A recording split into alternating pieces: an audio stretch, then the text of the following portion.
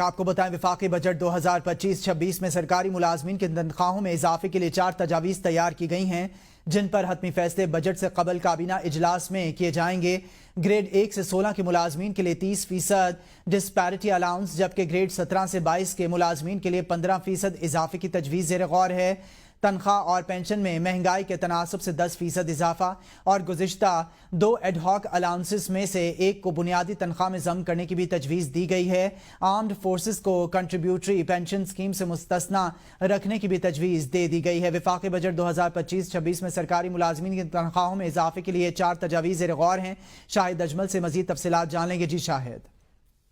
جی بالکل، وفاقی بجٹ 2025-26 میں تنخواہوں میں اضافے کے لیے 4 تجاویز تیار کی گئی ہیں۔ تنخواہوں میں اضافے کے لیے حتمی فیصلہ بجٹ سے قبل کابینہ اجلاس میں کیا جائے گا۔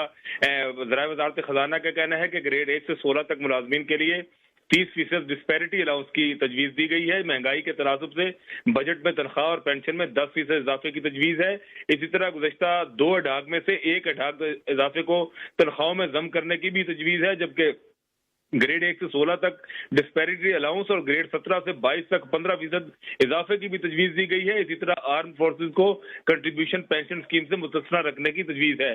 تاہم ان تمام تجاویز کا جائزہ لے کر وفاقی کابینہ جو ہے وہ حتمی اجلاس بجٹ اجلاس سے قبل اپنے اجلاس میں اس کا فیصلہ کرے گی۔ جی شاہد اجمل، آپ ہمیں تفصیلات سے آگاہ کر رہے تھے، آپ کا شکریہ۔